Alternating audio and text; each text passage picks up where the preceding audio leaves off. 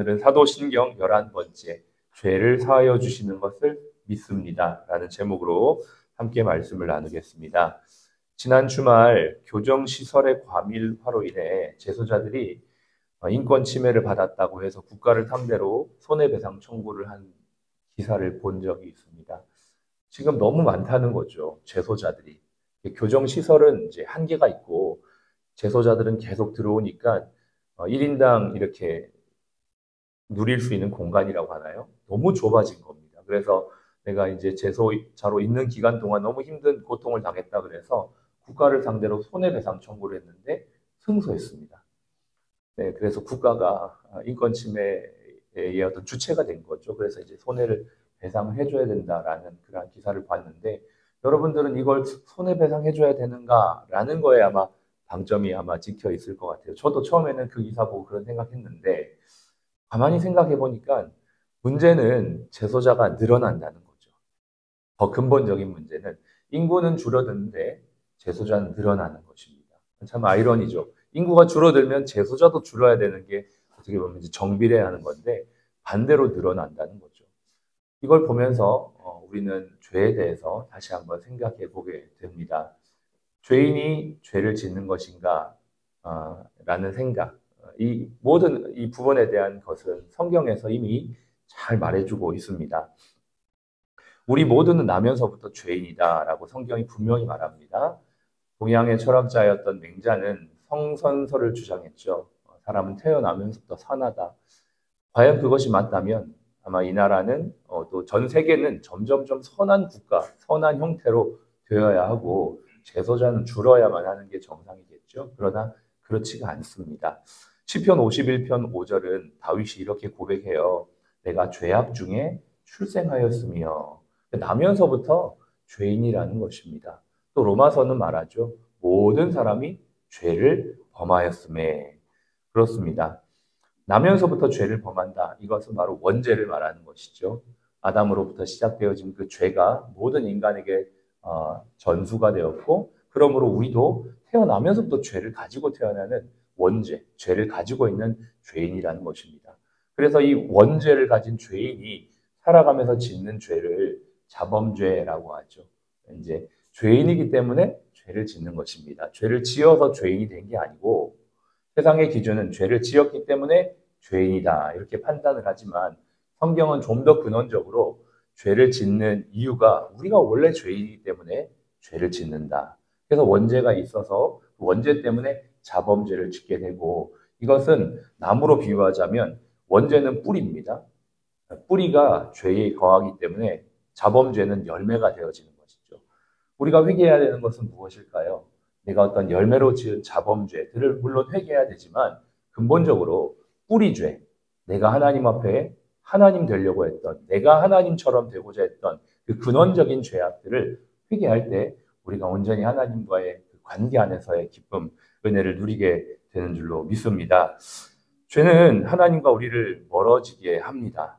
그 멀어지는 사람들의 마음은 딱딱해지고 그 딱딱해진 마음을 그냥 두면 영원한 죽음에 이르게 되는 것이죠. 마치 어린아이가 태어났을 때는 모든 것이 부드럽다가 시간이 지나면서 점점 굳어져 가는 어른의 모습처럼 결국 그 끝에는 죽음에 이르는 것처럼 우리의 영혼도 처음에는 부드럽게 어린아이는 물론 죄를 가지고 태어났지만 그래도 부드러운 마음을 가지고 있습니다만 시간이 지날수록 이것이 점점 딱딱해지면서 완고해지게 되고 결국 그것이 영혼의 죽음까지 이르게 되는 것입니다.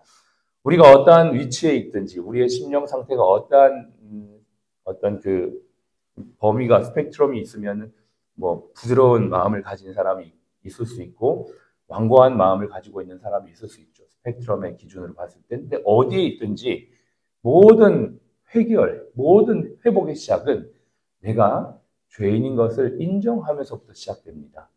이거를 믿는다라고 표현을 하는 것이죠. 예수 그리스도를 믿는다는 건 좀 더 근원적으로 생각해 보면 내가 죄인인 것을 인정하는 것에서부터 시작하는 것이에요. 내가 죄인인 걸 인정해야 예수 그리스도의 속죄가 요구가 필요한 것으로 받아들여지게 되고 그래서 내 죄를 내 힘으로는 해결할 수 없다는 걸 인정하면서 그 인정이 곧 믿음으로 연결되는 것이죠. 정신병동에서 제일 어렵다고 합니다, 의사들이. 왜냐하면 정신병자들은 자기가 정신병자라는 걸 인정하지 않는다는 거예요. 그러니까 너무 치료하는 것 자체가 어렵다고 합니다. 관계가 회복되는 것도 사실은 잘못을 인정하는 것에서부터 시작되지 않습니까? 서로의 잘못을, 물론 비율로 따지자면 우리의 사람의 기준으로 저 사람이 한 80% 잘못했고 내가 20% 잘못했으니까 네가 더 잘못했어. 이것으로 사실 실갱이를 하는 경우가 많지만 퍼센테이지를 다 제외하고더라도 똑같이 잘못했다는 거예요. 어느 순간 어느 쪽에서부터 인정할 때 내가 이거 잘못했어 라고 인정할 때 무엇이 됩니까? 해결이 시작이 되는 것이죠.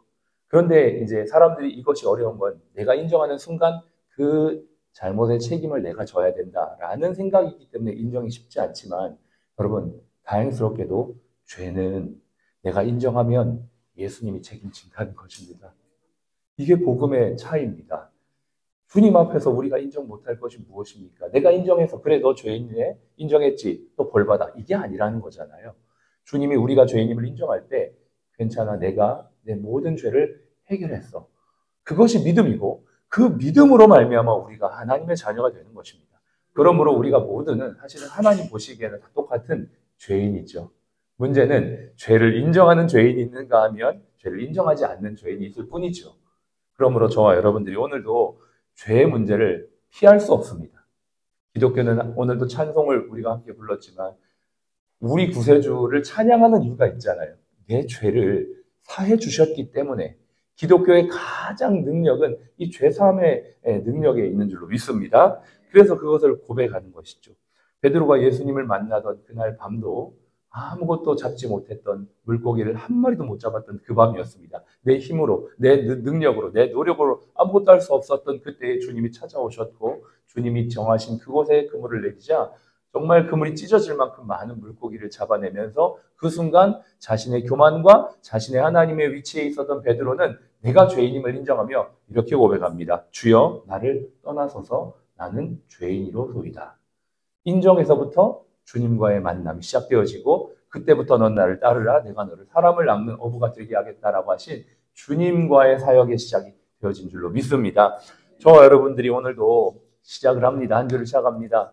주님 앞에 믿음으로 시작한다는 건 내가 죄인이고 내가 정말 태어나면서부터 죄인이라 내가 할 수 있는 것들은 죄 짓는 것밖에 없지만 그 모든 것을 해결하신 그분이 내게 모든 걸 다 주셨고 내게 주신 그 능력과 은혜 안에서 내가 모든 걸 할 수 있다는 믿음으로 이 한 주도 힘차게 시작하는 저와 여러분 되기를 바랍니다. 오늘 말씀 32절에 보니까 이렇게 말하고 있습니다. 같이 한번 32절 읽겠습니다. 자기 아들을 아끼지 아니하시고 우리 모든 사람을 위하여 내어주신 이가 어찌 그 아들과 함께 모든 것을 우리에게 주시지 아니하겠느냐. 얼마나 놀랍습니까? 얼마나 소망입니까? 얼마나 위로가 됩니까? 우리가 복음을 증거해야 될 이유는 바로 여기에 있습니다. 우리가 저들에게 무엇을 줄 수 있어서가 아니죠. 우리를 위해 이 땅에 오신 하나님 아버지의 아들 예수 그리스도가 하나님이 우리에게 모든 걸 주실 때 그 아들과 함께 주셨다는 것. 그것 때문에 우리 오늘도 복음을 증거할 수가 있는 것입니다. 제가 대학 시절 성경 공부를 할 때 그 교재에 있었던 그 한 예화를 보고 너무 충격을 받았습니다. 그 예화는 이러한 이야기였어요. 한 사람이 유럽으로 가는 배를 탔습니다. 근데 그 표를 너무나 저렴한 값에 구입을 했던 것이죠. 그래서 이 사람은 내가 너무 저렴한 값에 유럽 가는 배를 탔기 때문에 여기에는 식당을 이용하는 값이 포함되지 않을 거라고 생각했던 것입니다. 그래서 며칠을 물과 빵으로만 연명을 하였던 것이죠. 이제 배가 드디어 목적지에 다다를 때에 한 초췌한 청년을 보고 그 배에 탄 그 선원이 묻습니다. 당신 왜 이렇게 초췌하고 아무것도 먹지 못했습니까? 라고 했더니 이 청년은 나는 너무나 저렴하게 티켓을 샀기 때문에 지금 이것도 너무나 감사한 마음입니다. 이렇게 얘기했을 때 그 선원은 왜 당신이 밥을 먹지 않습니까? 당신 표에는 이미 식사값이 다 포함이 되어 있습니다. 우리에게 구원이라는 은혜를 주신 하나님은 모든 것을 다 주셨다는 것입니다. 죄사함도 주셨고 은혜도 주셨고 변화할 수 있는 힘도 주셨고 이 모든 것을 주셨다고 오늘 32절은 고백하고 있는 것입니다.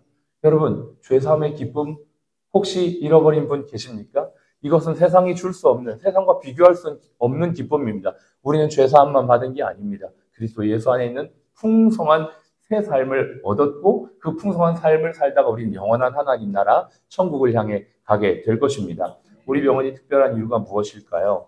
우리 병원이 무슨 어떤 수술을 잘해서이기도 하고 또 친절해서이기도 하지만 저는 가장 특별한 것은 우리 안에 보화 되신 예수 그리스도가 계시기 때문입니다. 우리는 조금 부족하고 연약하고 거칠고 또 어리석어 보일 수도 있지만 우리 안에 이 그리스도가 계십니다. 우리는 이 그리스도를 의지하며 기도하는 것입니다. 하나님, 우리가 가지고 있는 이 보화를 잘 전할 수 있도록 우리에게 능력과 힘을 더하여 주시옵소서. 오늘 주님께서 32절에 말씀하셨습니다. 그 아들과 함께 모든 것을 주시겠다. 이것을 믿고 이 한 주도 승리하는 저와 여러분 또 그 빛을 발하는 이 한 주가 되시기를 주의 이름으로 축복합니다.